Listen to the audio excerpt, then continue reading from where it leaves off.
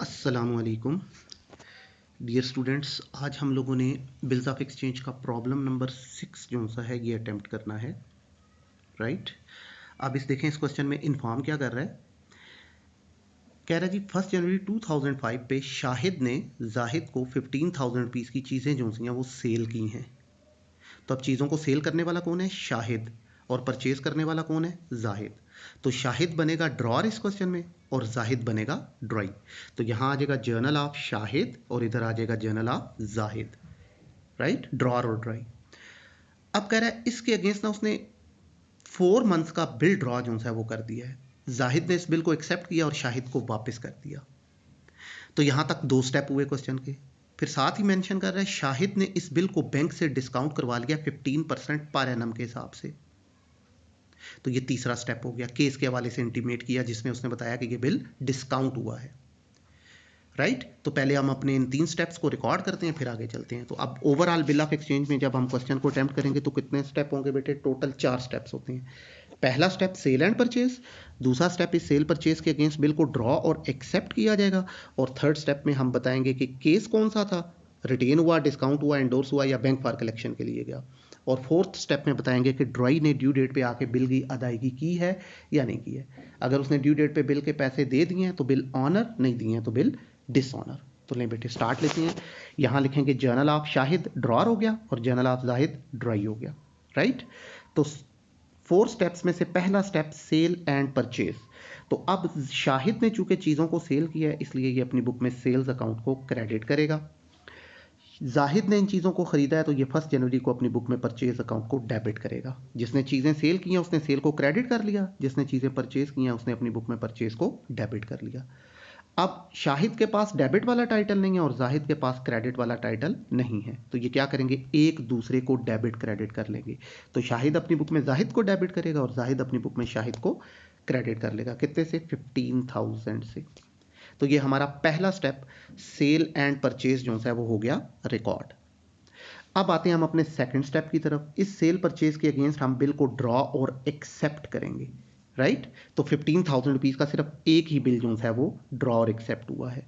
तो अब हम जो शाहिद है वो अपनी बुक में बिल रिसीवेबल को 1 जनवरी पे डेबिट कर लेगा और जो जाहिद है वो अपनी बुक में बिल पेएबल को क्रेडिट कर लेगा।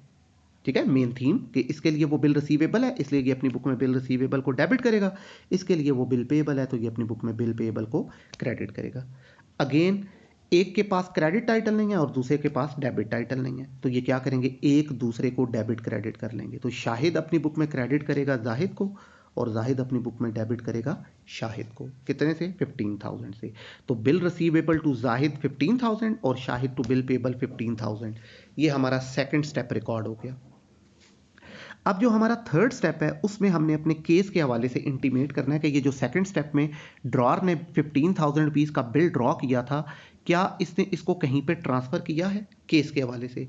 तो इस तीसरे स्टेप को हमारा ड्रॉई कभी भी रिकॉर्ड नहीं करता है, वो हमेशा यहाँ लिखेगा नो एंट्री, कोई एंट्री नहीं होगी इसकी बुक में।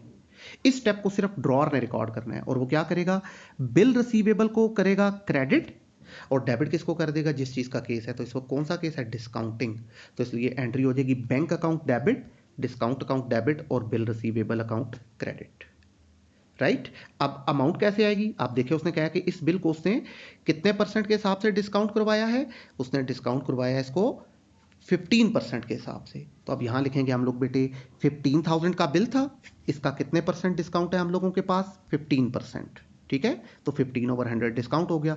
अब ये तो है साल का रेट। ठीक, हमारा बिल का ड्यूरेशन कितना है? 4 मंथ, तो इसलिए 4/12 भी कर देंगे साथ।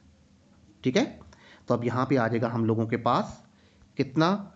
15,000 मल्टीप्लाइड बाई 15/100 मल्टीप्लाइड बाई 4/12, तो ये आ जाएगा 750 डिस्काउंट। तो अब 15,000 के बिल में से 750 डिस्काउंट हो गया, तो इसलिए का मतलब है एंट्री करते वक्त अब आप बैंक को डेबिट करेंगे 14,250 से, डिस्काउंट डेबिट हो जाएगा 750 से और बिल रिसीवेबल क्रेडिट हो जाएगा 15,000 से। और ड्रॉई तीसरे स्टेप को अपनी बुक्स में रिकॉर्ड नहीं करता है कि उसका इससे कोई ताल्लुक नहीं है।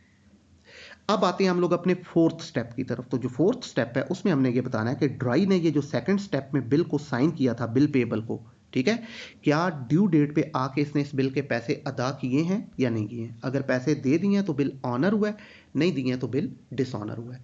तो अब आप देखें वो क्या कह रहा है, जब मैच्योरिटी आई तो जाहिद इस पोजीशन में नहीं है कि वो बिल को मीट कर सके, इसलिए वो शाहिद के पास गया, रिक्वेस्ट की कि पुराना बिल कैंसिल करो और दोबारा से नया बिल 3 मंथ्स के लिए 12% इंटरेस्ट के हिसाब से ड्रॉ कर दो।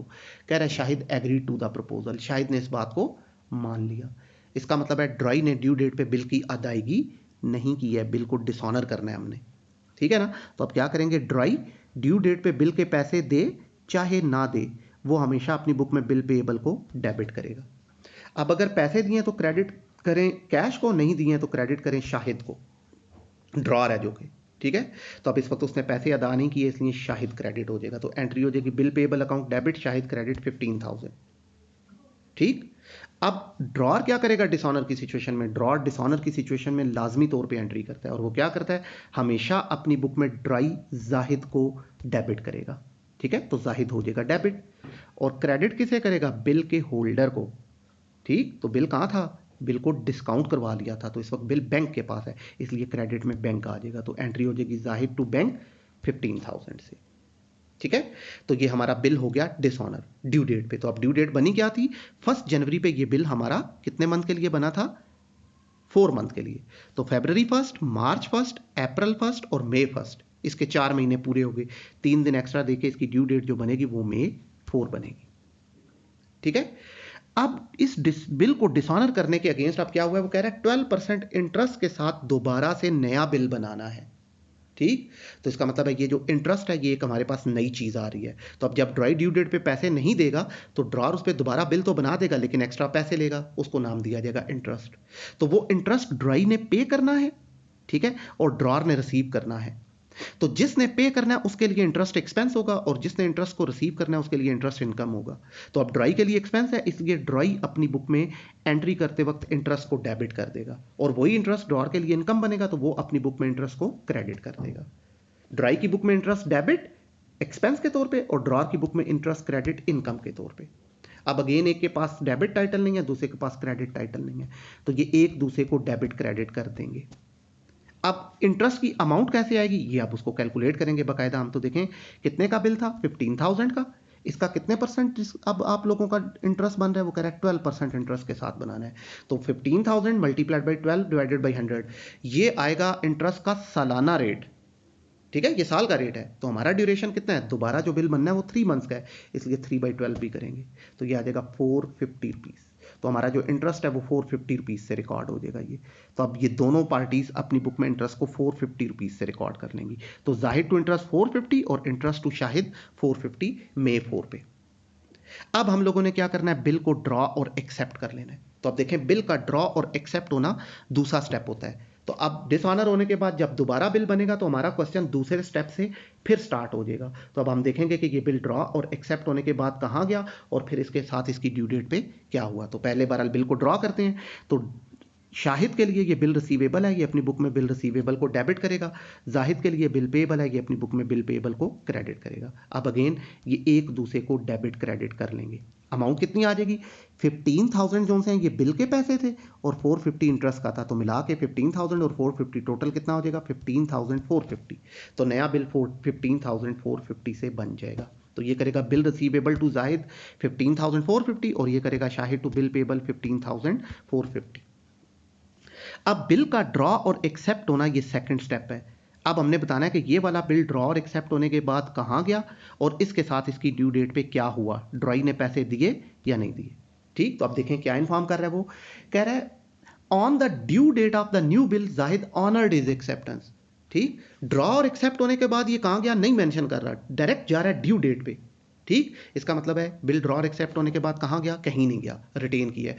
तो रिटेनिंग की सिचुएशन में एंट्री की जरूरत नहीं है, ड्राई तो तीसरे स्टेप को रिकॉर्ड करता ही नहीं है। अब ड्रॉर भी रिकॉर्ड नहीं करेगा क्योंकि बिल उसके अपने पास मौजूद है, ठीक।